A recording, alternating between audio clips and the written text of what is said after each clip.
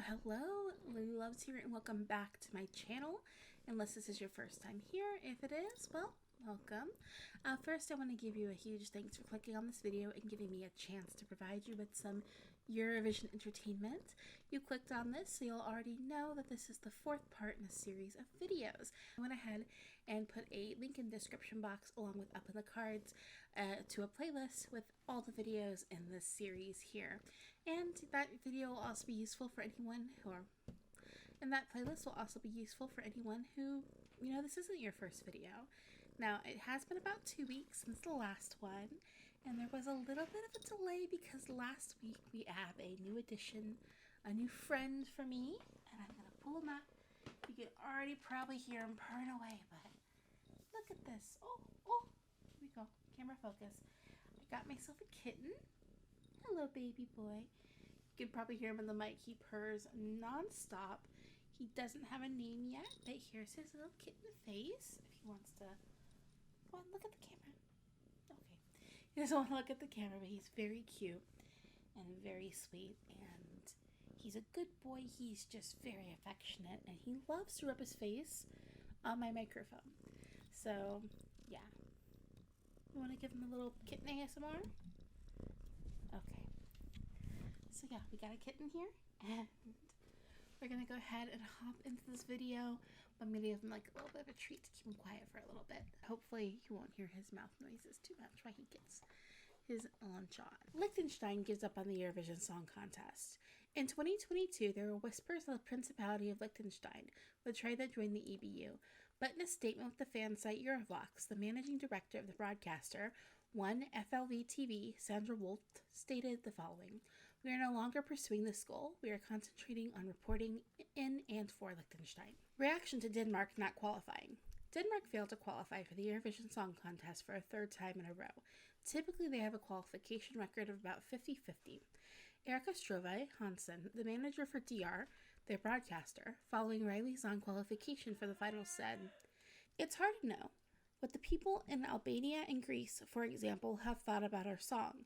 But if I'm honest, I think it could be one of the reasons. For some fans, this was seen as being xenophobic, and complaining about people from Southeastern Europe are incapable of appreciating a modern pop song.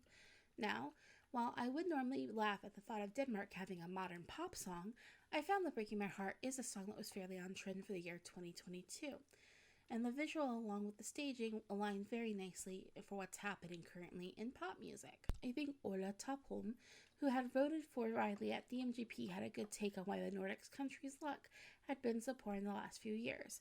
Note, this is kind of automatically translated from Google, so I've cleaned it up a bit for syntax. But when Denmark goes out for the third year in a row, it is a result that DR's management should take seriously. The current concept for the Danish Melody Grand Prix cannot go on.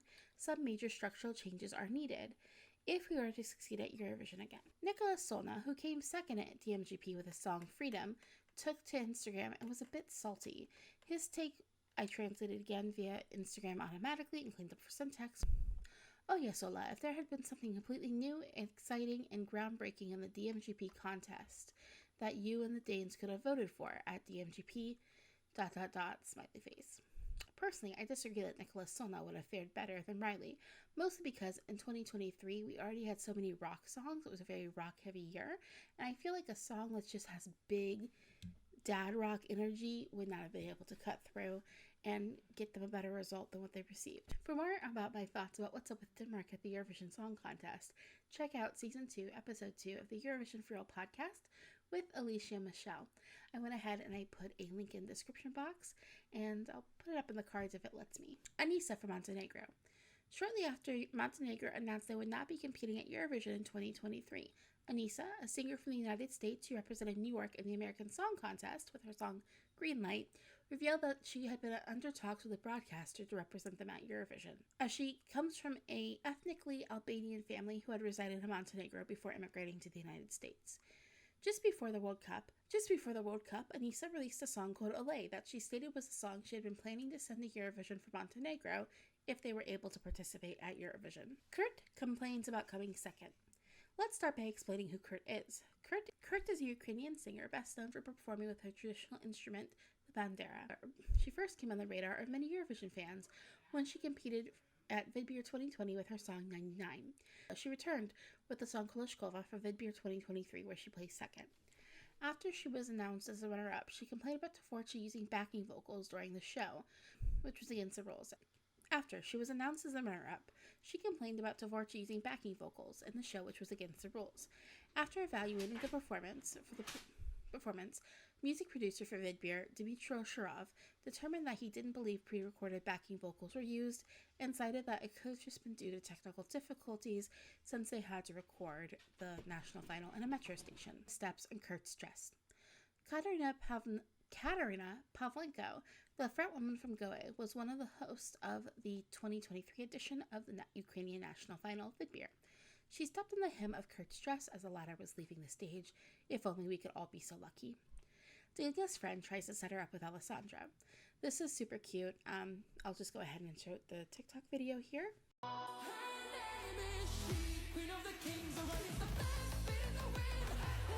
Hello Alessandra. This is my best friend Dilia. She's competing in Eurovision just like you are. So I think that you would be a great match and should really connect. But yes, thank you. Alright, this was super cute. Shortly after winning Song with Kepnin, Delia uploaded a TikTok with one of her best friends stitching Alessandra's video promoting Queen of Kings, saying that she should hang out with Delia since they're both going to Eurovision, Rybak versus Eurosong artist. Alexander Rybak, who you are certain to recognize from a million Eurovision-related things, like his win in 2009, his cameo in Love, Love, Peace, Peace, that weird interval act in 2012, that I swear is comedic gold and the highlight of the contest that year for me, and that hot mess of an entry from 2018 that kicked off Norway's theme park era, was one of the judges who judged the national final Eurosong. He had a couple of confrontations with some of the artists who didn't agree with his feedback he had given to their songs.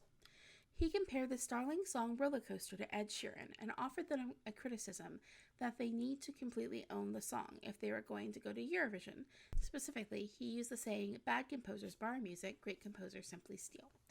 Later, Tom Dice went on Instagram and stated that he felt disrespected by the comments and criticized the jury as a whole for not having much to say about the vocals, performances, or music. Later, Tom Dice took to Twitter to clarify his statements from Instagram by saying the following in a series of replies to an ESCExtra.com article. "Hey guys, I know angry sounds better for the clicks, but I'm never angry, but disappointed. To talk about Sheeran, the guitar feels similar. I agree, I play the guitar, but there's no melody in the song that is similar to any other song. So I disagree. After the show, we talked to Alexander, and he said that he loved our voices and harmony. Again, I was disappointed because I wished he would have said that while the camera was on. And you be clear. I accept we lost. It is what it is, but I think we deserve to receive more points from the jury. That is all. And I love Gustav. Let's talk about amazing he is. Oh my god. That's all. I love Gustav, so let's talk about amazing he is. I wish him the best. We wish him all the best." Then there was the interaction between Alexander Rybak and Gala Jagdo.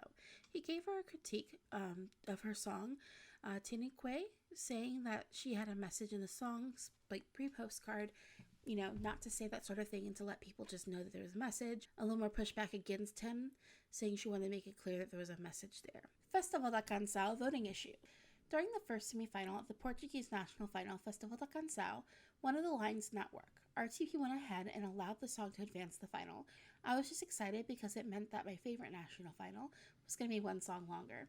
Side note, if you don't watch Festival da Canção, do it. It's literally the best. It's by far my favorite national final. New Slovakian broadcaster president. Many of us want to see Slovakia at the Eurovision Song Contest, and when there's any changes, we get excited. Who last participated in 2022, got a new broadcaster president, leading some to speculate that the Central European country would be returning to Eurovision. They, of course, did not return in 2023. It looks like they're not going to be back for 2024, so we'll keep our fingers crossed that they will make their return in 2025. Now from Hatari. The drummer and GIMP from Iceland's 2019 Eurovision representatives, Hatari, was the one to reveal the points for Iceland. In 2023, he appeared with multiple GIMP masks on, which he removed slowly before stating who had gotten the jury's coveted 12 points. Anna Oxa's hair.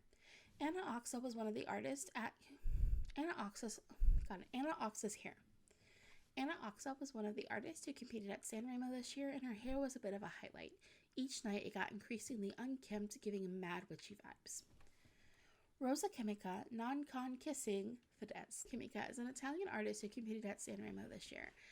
He's a controversial artist, and during his performance, he jumped off the stage and into Fidesz, a popular Italian artist's lap, and kissed him. Victor Krona on the toilet. Victor Krona is a Swedish artist who Eurovision fans may know from when he represented Estonia at Eurovision in 2019 with the song Storm. He has also competed at Melodifestivalen, Sweden's national final, 3 times. The most recent go was in 2023 with his song Diamonds. During the first, his most recent go at Melodifestivalen was during the song Diamonds at the 2023 edition of the contest. During the first heat of the competition, his postcards showed a shot of him on the toilet. Nudity at Una Voce per San Marino. The final of San Marino's national final, Una Voce per San Marino, they cut away to a side host who was standing in front of a wall of frosted glass. On the other side of the glass, behind him, there was someone getting changed. You couldn't make out any distinguishing features, luckily, but still it was a weird shot to have someone getting changed behind him. Manga cancellation. This year was a heated election in Turkey. It was revealed that the vocalist and second-place finishers of Eurovision in 2010, Manga, Ferman Akul, was a supporter of the incumbent Erdogan.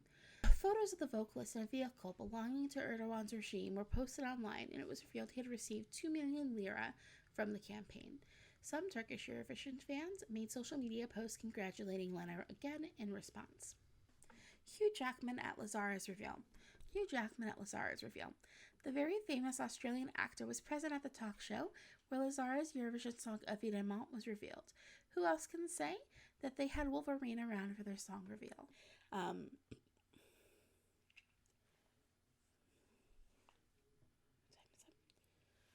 Alright, so that's part 4 of the Eurovision 2023 Iceberg Explained in the bag. Thank you all so much for joining me. If this is your first time here, thank you for clicking on the video. Don't forget I have that link to the playlist in the cards and also in the description box below. I'll probably put it on like the end card at the end of the video. If you've been around for a while, thank you for your continued support. When it comes to me making these videos, I really do appreciate it. If you enjoyed the video, why not go ahead and give it a like, leave a comment. Both of those things really help in the algorithm. And if you want to see more Eurovision content from me, because you know, what is this? Malta's Eurovision National Finals kicked up, MESC kicked off this week. I'm going to be starting to work on some junior stuff very shortly here as well. There's a lot of Eurovision things happening now, and I don't know, I feel like I make decent Eurovision content, so why not subscribe so you can join me and keep it up. Thank you all once again, and I will be back again soonish, hopefully with part 5 of the Iceberg. And once part 5 ends, we'll be halfway through. So thank you again, and see you guys later. Bye!